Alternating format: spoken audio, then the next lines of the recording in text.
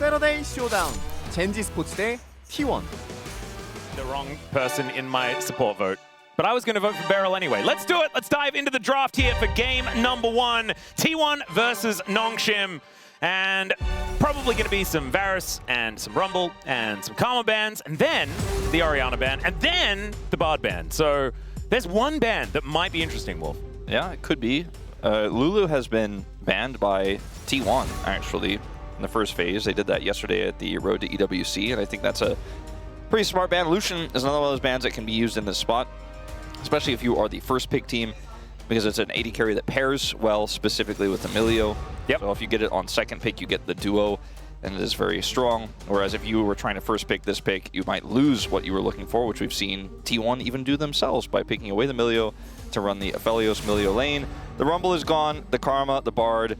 This final spot will likely be the Orianna eventually here. It is Faker on the other side. We've seen some teams experiment with banning Nocturne instead, and that hasn't really been working out. And you and I discussed it a lot yesterday.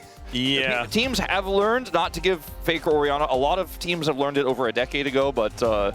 And the problem is, if he gets the Orianna, then you have to ban away or pick up either Nocturne or Jarvan, and you can't pick both. And so therefore she gets a Great Ball carrier anyway, and it is just a little bit doomed. So that Orianna is going to be banned. They did pass the test. I like first picking Jarvan here, but they like denying Ashe Seraphine by first picking the Ashe instead.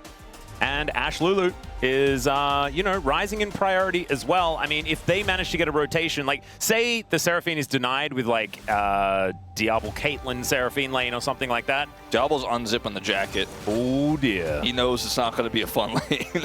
But also, like, Ashe, Lulu, Xin Zhao, it's so incredibly strong in this instance. And Owner is obviously going to lock Xin. Seraphine is up, so you may as well lock that as well. Yeah. It works very, very well. And we've seen this core just be so powerful, and we've seen Ezreal Nico be not good, like, at all. It's a really strong pick for Diablo, the Ezreal pick. They have the Jarvan on their side, though. I don't feel like this was absolutely necessary in this first game. I'd rather have seen in a different draft this Ezreal utilized here and them to play a Caitlyn draft instead, for example. But the Bard's gone, right? So they kind of walked into this trap. I think they did not expect T1 to deny the Ashe first. And this is something that T1 has done twice now. The Emilio pick away and then the first pick Ashe, which messes up the setup for Nongshim. And most teams are not doing this, but T1 exclusively is throwing that wrench into some of these plans. And I think Nongshim were like, well, it's the best range support we got left to play with one of Diablo's best picks. I guess we'll see how this works. But like you're alluding to, does not fill us with confidence here right now for the Nongshim side, as they will also ban away that blind Gnar. Yep, not going to allow that one. Does mean that they will be able to dive onto something like a Renekton for themselves if they would like to put Kingen up there on something that can really affect the mid-game relatively well. We've seen Renekton find, you know, varying success, but has been pretty strong. And there's the Annie ban as well. The Azir going to be taken away from Scout, certainly earning his stripes on that one. And one more ban, I mean, we've seen Ryze banned away, things like this, but it'll just have to be about what Faker wants to be playing. Akali is often a ban at this stage as well. Yeah, it certainly could be what they want to go to here. There it is. Yeah. So Ryze is really powerful here in terms of late game damage and scales incredibly well alongside both of these compositions. If you have it on the Jarvan side, then you know you're not going to be Cataclysm, right? Like, I think it's better for Nongshim, but they are going to go for the Twisted Fate pick here, which I think is something Faker has really enjoyed playing. So not only is it a nice pick away for T1's draft, like I think T1 absolutely can play that with Ashe Seraphine, but it means Faker can't play it for the rest of the series because he has found so much success on this pick since its rise to popularity. In part due to his picking of the champion. I think he's 4-0 on it right now in the LCK. Oh, instead, he's going to be the one playing the Ryze. We did see Vikler attempt this, I believe, against Faker yesterday in exactly the same matchup, just a bit of a role reversal. And he did okay in the lane. Obviously, everything fell apart around them, but it wasn't too bad of a matchup. Now Carrier to lock in something for Doran. Yeah, I think Doran, if he has either a really safe front line here, it's hard for the Ezreal to cut through, or he can play something that side lanes incredibly well because he has the Ryze. And I'd prefer the front line because it also works well with Seraphine, right? And so the Sion pick makes a ton of sense, and there isn't a lot of picks right now in this meta that really crush it. Like, is he going to play Gwen here? He might. I mean, they have a TF in mid. It could work. It's Gwenable, I think that might be the pick I'd prefer most here for side of Nongshim Red Force, because somebody's got to cut through that Scion health. And this Jace, I think, isn't going to be that guy. I don't think he's going to be that pick for me. No. And we have seen this actually struggle so much into the Scion. Thankfully, it's Ambassador instead. And it's weird that I say that, because Ambassador has not been finding very much success at all. It's just better than Jace. I'm still not exactly enthralled by what Nongshim have put together here. The Ezreal Nico is, a thorn in the side of everyone these days. Have a lot of engage. Both squads do. Between the Scion that can engage, the Ashe Arrow, Rise's Root follow-ups, the Seraphine needs no explanation. But on the other side, you've got Gold Card into Flag and Drag, Cataclysm, Ambessa follows up on Gold Card. Even with the nerf to her ultimate, you should be able to link those two together. And you've got the Nico as well. So there's a lot of single target here on both sides, but at least the Nico gives a little bit more AoE. Same with the Seraphine. It's going to be pretty brawly how these compositions collide, but I do think that if T1 get ahead, the Twisted Fates agency is going to go down massively, and he won't be able to affect the map as well as he would otherwise like to. So I think Nongshim need to maintain a tempo lead in order to play this one out. Otherwise, the Ashe Seraphine just becomes too big in the late game, and the front line is just too hard to crack. Yeah, and Pays yesterday was absolutely incredible on the Ashe. I think he has been a real standout as far as improvement for T1 over this season so far, and his Ashe was certainly a way that he was getting a few of those leg ups. He was dying repeatedly, but getting so much damage down beforehand, guaranteeing victories in the team fights. We'll see whether that is what's going to happen again as we get onto the Rift for game number 1.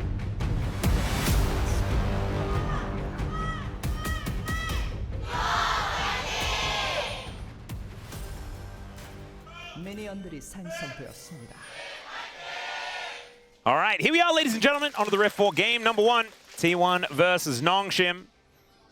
As Faker versus Scout, always a fun one. Yeah, it's we've talked about it a few times. We've been fortunate enough to have it already this year, but it's still, when you see those nameplates, I mean, the observers did a great cinematic, looking at the champs walking to the mid lane. It is like, wow, it's 2026 and we still get treated to this. Now in a domestic league, as, both of these players were, playing together, obviously Scout behind Faker for a brief period of time and then became big rivals internationally later on and have had the better of each other at different parts of time. Faker getting the most recent win over Scout and that huge win in 2023 in that the season where, or rather the World Championship where T1 really got the LPL killer nickname. Yeah. And it's fun to see it, but right now when you look at the current form of these two teams and Scout's current form, the hype kind of fades away a little bit. You think about the past, you get excited. You think about current times, and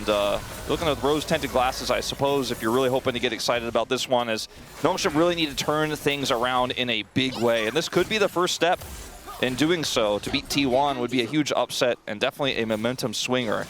Certainly would be. As right now, Diablo is hitting some of these Mystic shots. That's certainly going to be helping him out here in this lane. But Owner is making his way in, walks over a ward on his way over there.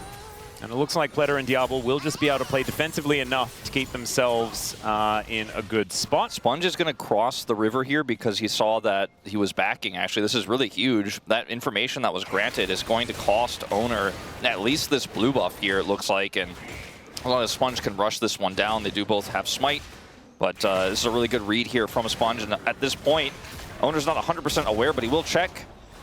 It's a Smite fight. Will he be able to actually get it? The answer is yes, as Owner takes it away. The flash to follow. 3 talent strike for the knock-up there as well, as Sponge will be able to find the flag and drag. But Faker, he's able to ghost on over, and that is a dead dead Jarvan on a silver platter for the Rise. Faker off to the races already.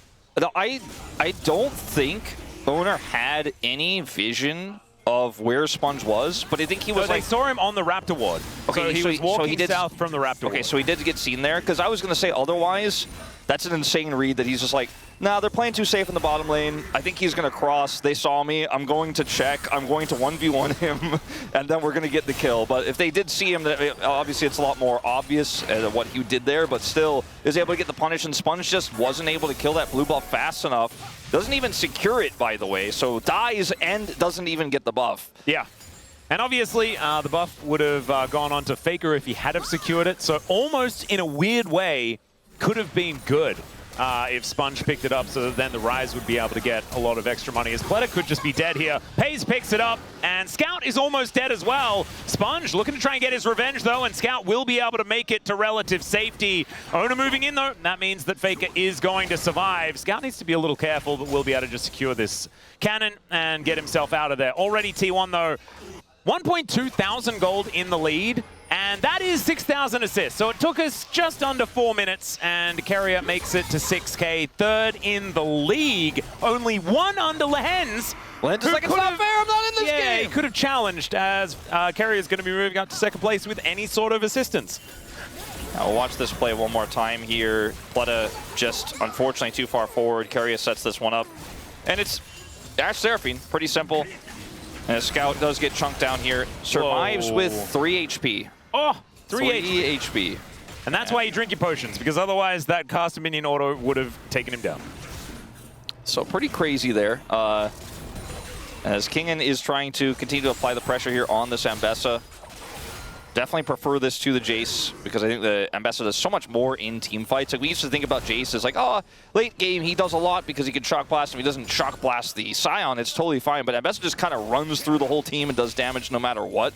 Also wins in the side lane, right? Yeah. And I don't think Jace ever does. I mean, yes, there has been like the Black Cleaver build that does get through tanks a little bit better, you could say, but I mean, I don't think it'll ever make Jace really that good as a tank buster, and Kingen on this Ambessa should have a little bit of a better chance at making that happen later on into the game.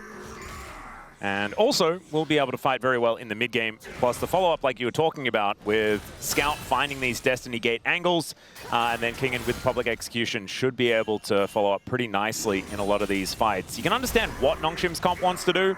Unfortunately, I just feel like it's not as good as T1's at this point in the game right now. Yeah. I think that the Ambessa ult nerf is something that, and this is kind of my personal take, it feels like a lot of the missed ults we've seen are because players just haven't yet adjusted because they played so many Ambessa games to the timing, and they kind of just whiff it because of that. And if they had adjusted, you know, they would have been like, okay, I can't actually hit this one. I have to wait a little longer, wait for some more CC, or wait for him to get to a smaller choke point, for example, where I can hit this guaranteed, because they just try to do as fast as possible sometimes, and it just gets walked so many times. It's kind of crazy. Yep. I think that we'll eventually see players get better at it, but I think that as someone commentating pro games, I wish they didn't nerf it, because she was already having a tough time, Atlas. Yeah, I don't think it was all that warranted.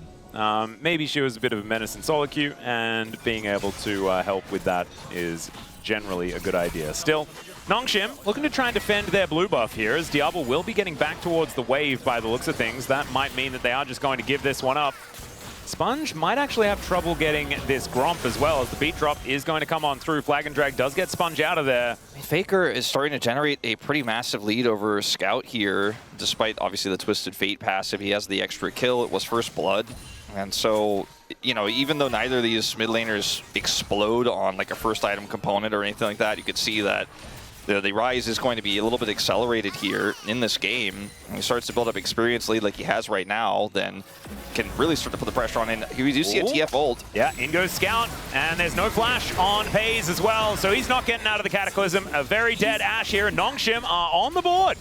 Yeah, I think that, I mean, Pays doesn't have flash here, so there isn't a whole lot of outplay he can make once, you know, he's in range of that gold card coming through, but maybe a bit more communication from Faker could have prevented this situation, but it's a really good read here from Scout. Gets down and helps set that one up. So perhaps a caster blessing of the TF in this case. Yeah, perhaps. That's almost a steal away here for Ona, who now has Flash on cooldown. He's not getting out of here unless they can fight their way out. True Shot Barrage to take down Carrier, but it's traded immediately as Sponge will go down. Realm Warp looking for Diablo as well as he flashes to get himself out of the way. No Root is going to help peel for that. And that is a dead Diablo and another kill over to Faker. I think this is a great utilization of Faker's ult advantage in this moment. Even though it wasn't how the fight started out, I think T1 knew, and they were able to shock call very quickly like, we get contestants, we might get the steals. We're going to go back here to the Destiny Gate, and actually looking at the angle he took here a little bit more closely, it was pretty difficult to actually expect this was going to happen. Faker was coming down as well, but now they're like, okay, he doesn't have that. Oh, down to 3 HP, by the way. Slightly early spot. Yeah, so he almost gets the steal. Faker has Prio, and he has Realm Warp, and the Twisted Fate actually cannot ult in to flank or to really support here, so they can chase deep like this, and I think that's the crux behind the decision to go in here, knowing how split Nongshim were. And Faker picks up a second kill on this TF. Whoa. Or sorry, on this Rise. That is a little bit of a whiffed arrow there, unfortunately, for Pays, but luckily for Nongshim, they are able to keep themselves alive. Obviously, Diablo needs to rely on his Arcane Shift to stay safe in this lane, with now the Flash being down. And having a look at where the money's at, Owner is really doing well so far in this game. Will have his Sundered Sky pretty quickly, as there is some Void Grubs taken here by Sponge. At least he's able to get that against the flow of play. And Scion just going to spark Farm Alarm as he heads back towards the top side in order to take all of these minions. Doran having a bit of a slow one so far. Just trying to hold King at bay as best he can. Beat Drop does come on through though. There's the Encore connecting onto Diablo. And Pays just needs another auto or two. The barrier does come on through though to keep him alive. And now Owner is dead. Scout going to collect that one. And Diablo able to get himself home. Yeah, I was watching that on the minimap. It looked not good for T1 because they just did not have any way for Doran to join that skirmish. As another true shot. Yeah, Pop Blossom is going to come through here as well, as Pays is just put down by Pleta. And now looking for even more, and Sponge making his way through should mean that Carrier is just dead. Just plonks him on the noggin. So that is now Nongshim with a kill lead. Yeah, this game is very close right now, and T1 are playing pretty fast and loose, trying to play aggressively on both sides of the map. Something's got to give, as I'm sure we'll get a replay of what happened there in the jungle, but Owner went towards the Raptors to try to contest with the prio that Faker had there, but Doran, as you mentioned, just used his ultimate to go back to the lane. Kingen was able to actually rotate over there faster. So see how this one eventuates. Look at where Kingen is on the minimap while this is being challenged. I think this is just pure greed out of Owner. Despite the fact that Faker is here faster, the Ambessa comes over, hits the ultimate, Scout is able to show up. Sponge can buy so much time here with the Cataclysm, and Faker just doesn't have the damage to secure anything back on the other side. And then here, great play from Pleta. Gets the double knock up here, and Diablo stays even though he's low, because that's who he is. He likes to play on the edge. They're calling he's got no flash, and he just tells Sponge to take the kill, and he does. Yeah, take the kill. No flash, no flash. Just go and kill him. And that is precisely what they did. And man, I asked for it earlier on before the game. Make Orcs' life easy by giving us some good things to talk about as far as Pleta is concerned. And already, this Nico sitting on 2-1 and 2. Stole away that first kill, which is not exactly the greatest here, but 4 out of 5 as far as kill participation, looking absolutely fantastic here on this bottom side. And we were going to say that this was going to be the difficult lane, right? And so far, Nongshim, very competitive. And Diablo, working towards that first item, should have that 2-item spike relatively soon. And that is going to be when Nongshim really come online. Especially because Scout is getting towards a second item as well, right? That Lich Bane, the Rapid Fire Cannon should be coming in relatively soon.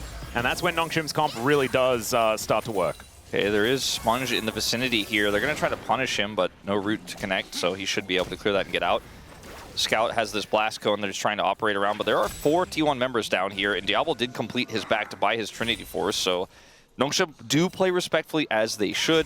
No flashes are forced, as Faker's still generating a pretty significant, I mean, it's a hefty CS lead he's got right now, so much so that the passive of the TF has not given him a gold lead here.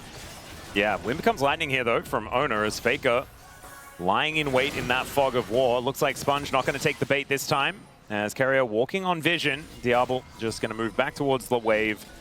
No Cull complete here for Pays. See if what he can buy on this back, as he is actually going to be stopped. Yeah, Sponge actually able to stop him there, as now Scout looking for a little bit of an angle. There is the Encore. Doesn't quite work out there, as they were looking for Sponge, in fact, as Owner is now taking a lot. Sponge flashes out of the way, very close to dead, and the Pop Blossom is going to connect onto 3. Scout will be going down, though, as Faker finds that 1v1, and now Owner gets his revenge. Wind doesn't become lightning onto Diablo, but I think it's going to be just fine here for T1 as they find a phenomenal team fight just before the Drake. God, Diablo is insane, by the way. He is not going to get this kill, but he's got True Shot. Maybe he actually does? No way he actually lines it up, right? Surely not. He's like, Owner definitely does Dragon here. Hold on.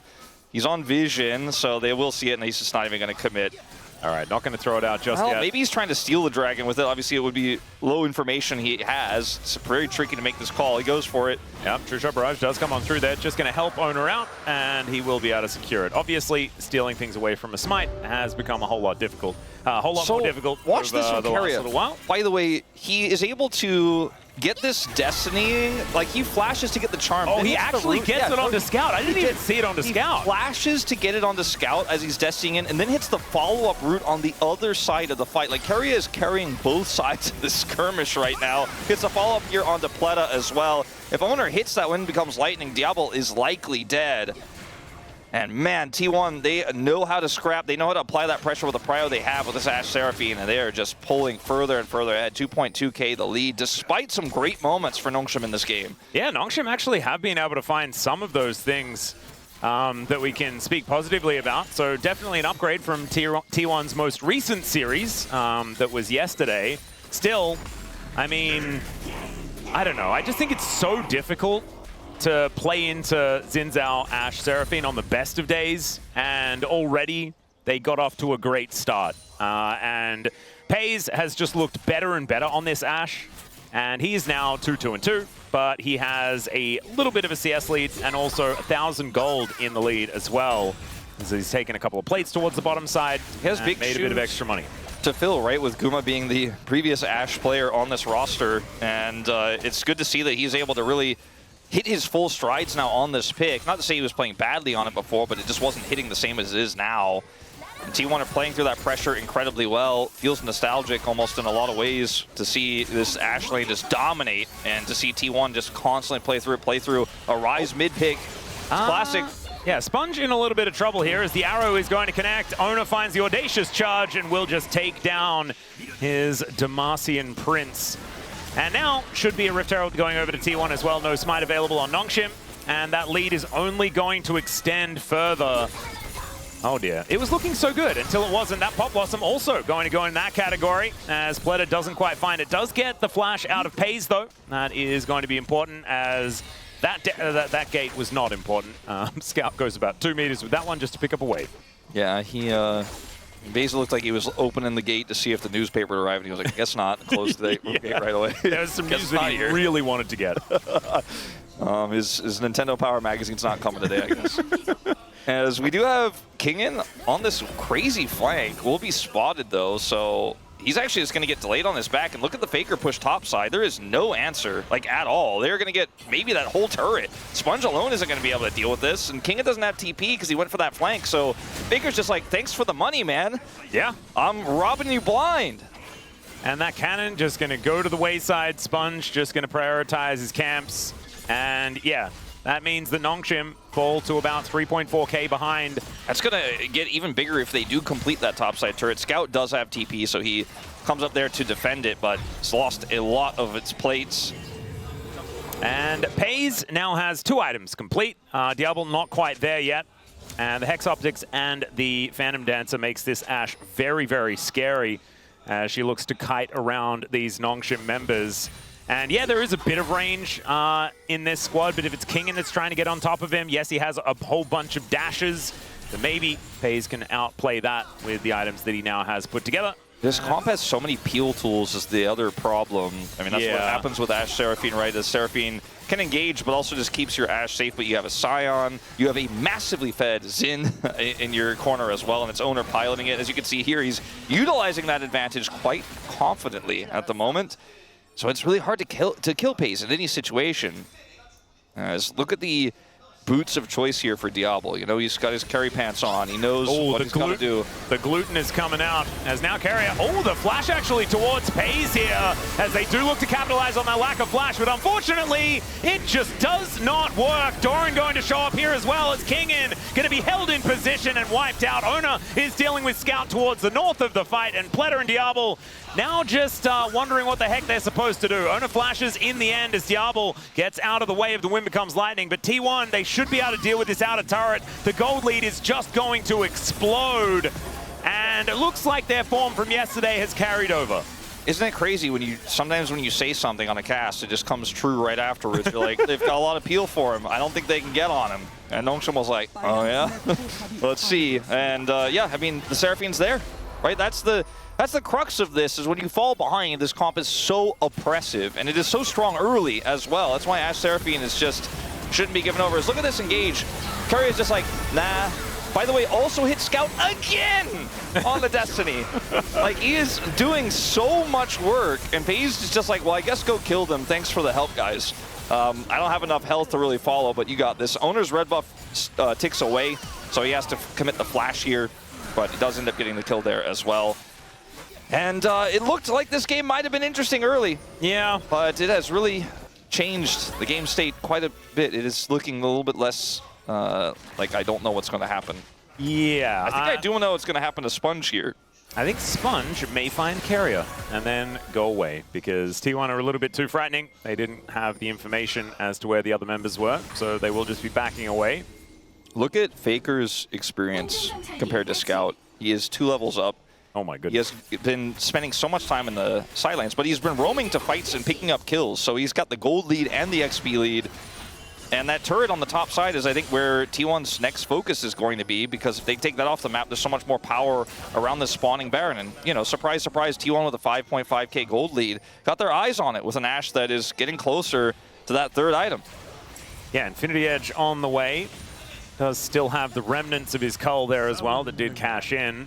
But the largest lead on the Rift is Ona. He is going to be very difficult to deal with as the Destiny does come on through. Scout not really using it for much as the arrow is going to sail by. Does look fantastic, but doesn't get a lot done as there's the flash encore. Great flag and drag there from Sponge to make sure that he's able to get himself out. Carey going to give the good old deft thumbs up as he doesn't quite find the engage. If they get that kill, they might actually be able to do Baron on spawn. For real. So I think that was the thought process behind Carrier's flash engage there, but Sponge had an amazing flag and drag to buffer, and he gets away. The aim of Carrier in this game has been out of control good, but still, he is able to escape. And Baron's not on the cards, but they get the turret on the top side, and this gold lead continues to sit half towards 6k. Yeah, this is, it's still looking like a bit of a rough one here for Nongshim, because their composition also really wants to be playing from ahead at this stage. Obviously, all compositions do, but this one doesn't really function all that well without having that added advantage. I think stacking up some dragons would have been really good for them as well, but that's also not on the cards, as there is 3 minutes until this next Infernal, and that'll be soul point for T1 if they are able to get it. And the map has just become really, really small, and that's what Nongshim wants to be playing around. They want to be playing around map control that they just don't have. Yeah, they really don't, and we talked about it in the draft, like their Twisted Fate can't do much here. As you could see, they're just going to walk up with Seraphine, and Owner is like, I don't care if I lose half my health bar, I'm going to get it right back. Well, now a potential angle here as Owner will need to Crescent Guard. So that's a decent cooldown that Nongshim have gathered for themselves. They are looking antsy. They want to start something, but they're just not quite able to find it. As now King In, looking to do battle with Doran here. I saw a level disadvantage, and it takes a while to get through him. Okay, here comes a really optimistic TF and ult. Yeah, Scout is just going to get turned on here by FaZe. Does actually make it out. No! Calculated there on the red buff tick. As FaZe now throws the arrow out, and the Arcane Shift isn't going to be enough to get Diablo out of it. It's a triple here for FaZe as he's on the warpath looking for even more. Kingin will not find the public execution, but he might find the pentakill here for FaZe, who picks it up at 22 minutes in game number 1. All right. That'll put a cap on this one, as Owner's already starting up the Baron. Yep. Okay, well, 10,000 gold lead here at 22. We are very much in a GG territory here, as Faker's also just not even needed to take this Baron with the full ace by FaZe.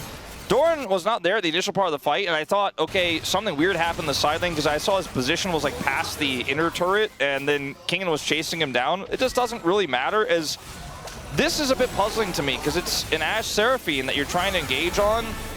And by the way, Scout survived with 3 HP once this game. It would have been criminal if he got away a second time. FaZe gets that kill. Doran is able to match the TP here somehow. And then this shift is a problem. But once Diablo's gone, they're like, oh, we go all the way to the fountain to get these kills. There's just nothing you could do. Kingin misses the ultimate, but I don't know how much that really would have mattered. But Ashe isn't letting you get away. Too sticky. The slows connect. He gets the penta. It was really well set up by the rest of his squad, but he'll be the one who gets the the big fancy icon, as here comes Diablo. Yep, doesn't quite get the value there as the Pop Blossom only connects onto Ona as a response. Still, Train coming on through here. Scout takes so much damage from Doran. That was half of his health bar from an ult. What the heck? As Carrier tries to go for the extension there, Scout's health bar is not looking long for the world as Faker is doing so much damage. Realm Warp comes in. That's going to zone Diablo away from his base. And now Ona looks to try and take down this Ezreal. It looks like T1 are going to be focused on this turret for the moment, as somehow a siege minion got in behind the inhibitor thanks to the Realm Warp. That's very, very cute. But with Baron, I mean, this might just be the end of the game. Scout and Sponge still dead for a little while longer. The rest of Nongshim going to have to find something to get rid of T1 from their Nexus turrets. As Doran tanking up 2 of them, I don't know about that one, as now Diablo is in the fountain, and Pays doesn't care, takes down Pleta first, and is now looking to turn the damage. King is his next target. Sponge is not flag and dragging in any successful way right now, as Doran suicides onto the fountain, and T1 will take down the first Nexus of the series. There is just so much confidence this team is oozing right now. And yes, Faker did a bajillion damage in those final moments, but Pays was doing it all game long. He ends up with 24k, highest in the server. Yeah, and almost double that of the enemy Ezreal, and that really does tell a story. Oftentimes, Ashe isn't necessarily the damage leader, but 한번 써볼게. 한번 써볼게 여기. 프리스 오케이. 이지 노플, 이지 노플. 오케이. 좋겠네. 스페도 보실. 야, 나 쪼일 수 있어 위에. 밀어보자. 가르마 노플. 스페 오케이 스페. 해 났나? 몸 대줄래 몸 대줄래? 안 됐어. 나 라인 살려. 미드. 미드 갔다. 왜 이렇게 세? 나 라이즈 때. 미드 하면 돼. 펜타 한 번 더 하든가. 라이즈 펜타. 펜타? 라이즈 펜타? 진짜 라이즈 봐. 진짜인데? 라이즈 펜타 펜타. 아닌 것 같아. 아래. 안 돼. 아래면 펜타인데. 아닌 것 같아. 야 라인 없다. 끝내자 이거. 나 더블.